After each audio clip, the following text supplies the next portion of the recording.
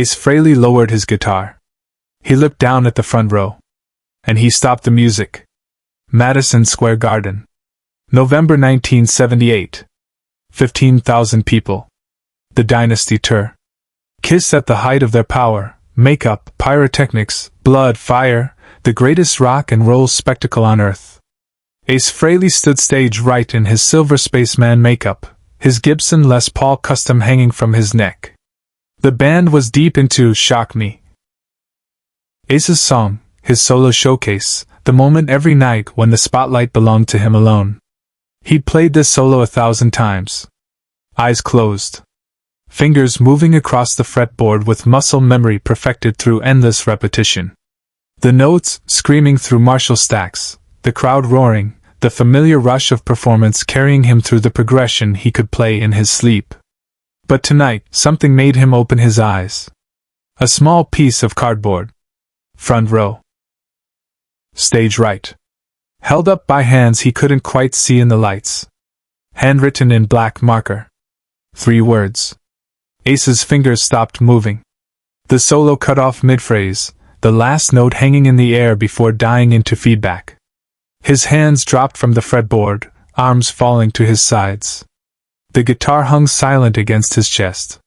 Paul Stanley turned from center stage, mid-spin, confused. Gene Simmons looked over from stage left. Peter Criss kept the beat for 2 more bars before realizing something was wrong and letting the drums fade. 15,000 people went silent. Ace stood completely still, looking down at that sign. His chest rose and fell beneath the silver costume. Through the white and silver makeup, something shifted in his expression, something the people in the first 10 rows would talk about for the rest of their lives. He didn't speak. He never did, not really. Not when it mattered. But he slowly reached up, unstrapped his guitar, and handed it to a stage tech who appeared from the wings. Then Ace Frehley walked to the front of the stage and sat down. Right there. Edge of the platform. Legs hanging over the side. 20 feet above the audience, but as close as he could get. And he looked at the person holding that sign. How did it come to this? Ace Frehley was never supposed to be the star. That was never the plan. When Kiss formed in 1973, the roles were clear. Paul Stanley was the frontman, the voice, the showman who worked the crowd.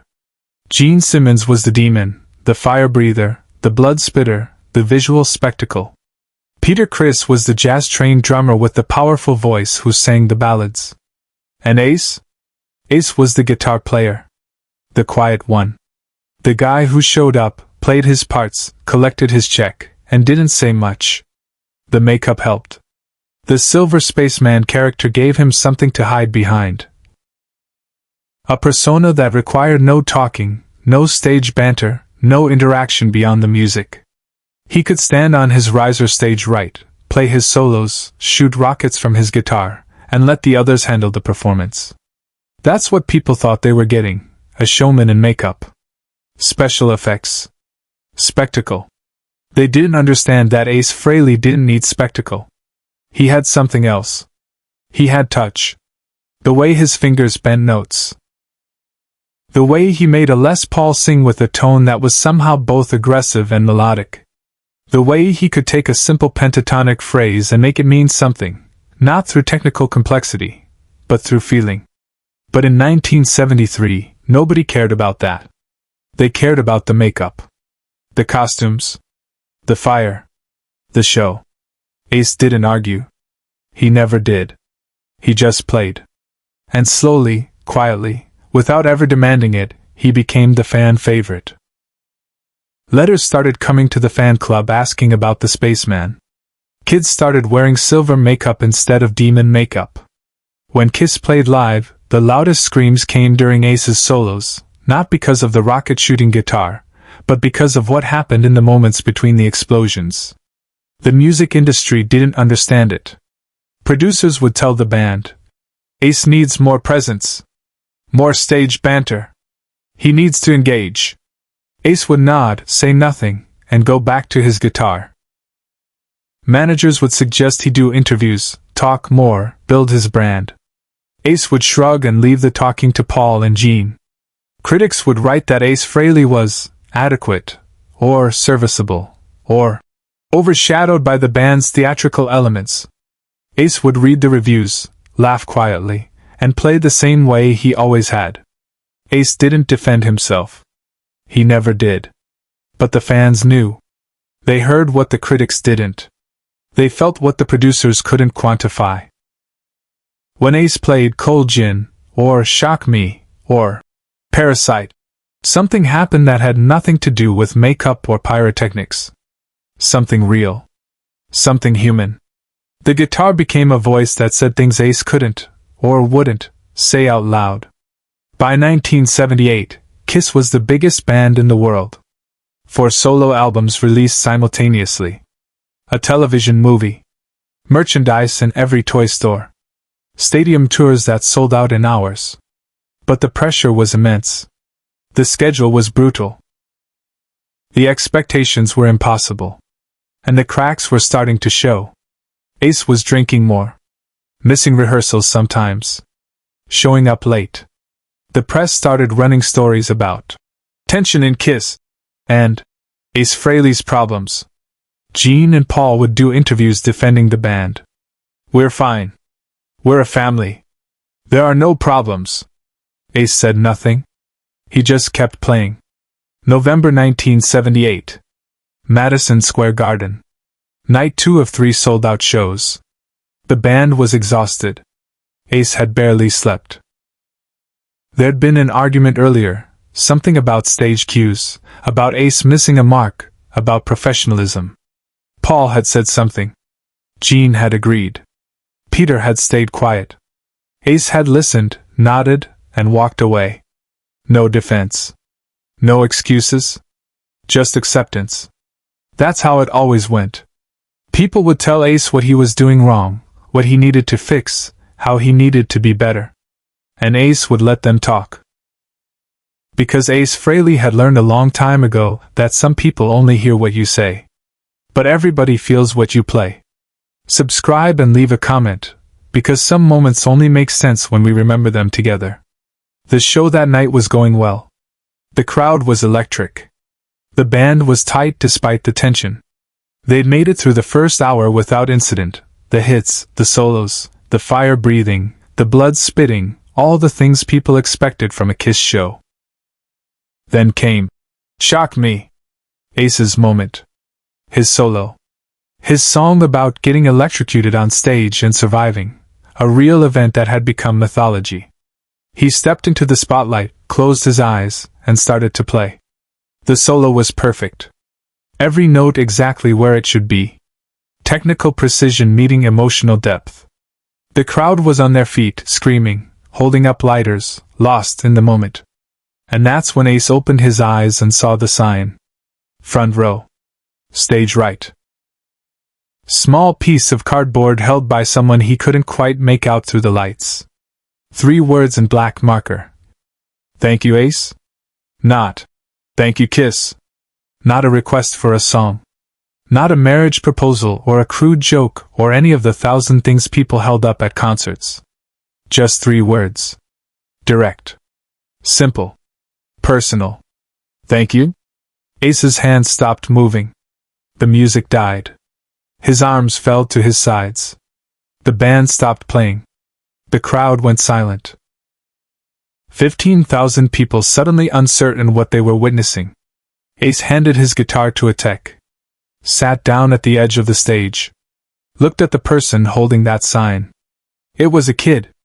Maybe 16. Skinny. Long hair. Wearing a homemade spaceman t-shirt that looked like it had been washed 100 times. The kid's hands were shaking so badly the sign was trembling. Ace looked at him. Really looked at him. 5 seconds. 10 seconds. 20 seconds of silence in Madison Square Garden. Then Ace did something no one expected. He smiled. Not the stage smile. Not the performer's grin for the cameras. A real smile. The kind that reaches the eyes even through makeup.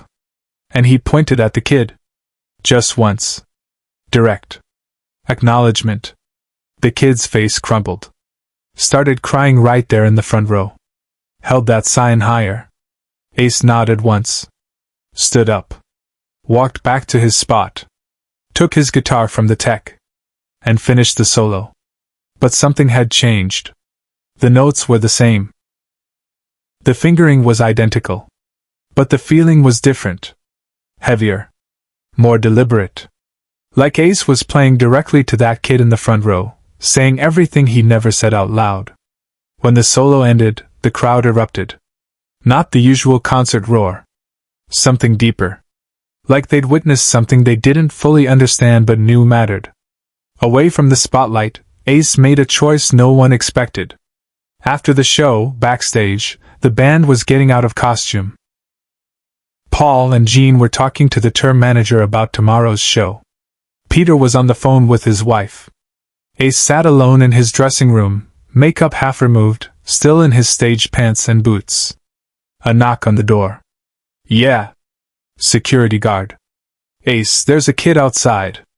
Says you pointed at him during the show? He wants to thank you. Normally we'd send him away, but he's been waiting for 2 hours and... Send him in. The guard's eyebrows went up. Really? We don't usually. Send him in. 2 minutes later, the kid from the front row stood in Ace's dressing room, holding that cardboard sign like it was sacred. His eyes were still red from crying. His hands were still shaking. Ace looked at him. Gestured to a chair. The kid sat down, not saying anything, just holding that sign. Ace pulled out a Sharpie. Held out his hand. The kid gave him the sign. Ace flipped it over to the blank side. Drew the KISS logo. Drew his spaceman makeup. Signed it, Ace Frehley 78. Handed it back. The kid stared at it. Tears started again. Thank you. My dad died 6 months ago. He took me to see you guys in '76. That was the last good memory I have of him. Your guitar, it sounds like... I don't know how to explain. You don't have to, Ace said quietly. I get it. The kid wiped his eyes. People say you're just the quiet one. That Paul and Jean are the real stars. But you, when you play, it's different. It's like you're saying something without words. Ace nodded. Didn't elaborate. Didn't need to. The kid stood up. Thank you? For stopping. For seeing me. Nobody ever sees me. I saw you, Ace said. After the kid left, Ace sat alone for a long time. Still in his stage pants. Makeup half removed. Looking at nothing in particular. A production assistant knocked. Ace? Bus is leaving in 20. You good? Yeah. I'm good. He finished removing the makeup. Changed clothes. Packed his stuff. Walked to the tour bus alone, like he always did. Jean and Paul were already on board, talking about the next show, about merchandise sales, about the future. They didn't mention the moment when Ace stopped playing. Didn't ask why. Didn't acknowledge it. And Ace didn't bring it up. Because that's not how Ace worked. He didn't explain himself. Didn't justify. Didn't defend. He just showed up. And played. And trusted that the people who needed to understand would understand. What followed silenced everyone in the room. That night became part of the mythology. The show where Ace Frehley stopped mid-solo and sat down at the edge of the stage.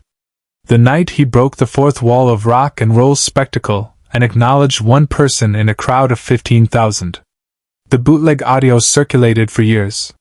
You can hear the exact moment, the solo cutting off, the silence, the crowd's confused murmur, then the eruption when Ace finished. Journalists asked about it later. Ace, what happened at MSG in November '78? Why did you stop playing? Felt like the right thing to do, Ace would say, and offer nothing else. Critics tried to analyze it. Frehley's mid-performance breakdown, or the moment KISS lost control of their show. They didn't understand. It wasn't a breakdown. It was the opposite. Ace Frehley had spent 5 years letting people think he was just the quiet one. Just the guitar player. Just a guy in makeup who shot rockets and didn't talk much. And in one moment, he showed them what he'd always been, someone who saw people. Who heard what they weren't saying. Who understood that sometimes the most powerful response isn't words. It's silence. It's stillness. It's one moment of acknowledgement. Share and subscribe. Some stories deserve to be remembered. The kid from the front row kept that sign for 40 years. When he was interviewed in 2018, he still had it framed in his living room. The thank you message on one side. Ace's signature on the other. People always asked me why I wrote thank you instead of asking for something, he said. But Ace never asked anything from us. He just gave. It felt right to give something back, even if it was just 2 words. Ace Frehley left Kiss eventually. Came back. Left again. The band went through changes, breakups, reunions, farewells. But that night in 1978, when he stopped the show for 3 words on a piece of cardboard, became the moment people remembered. Not because it was spectacular. Because it was real. And Ace never explained it. Never had to. He just played.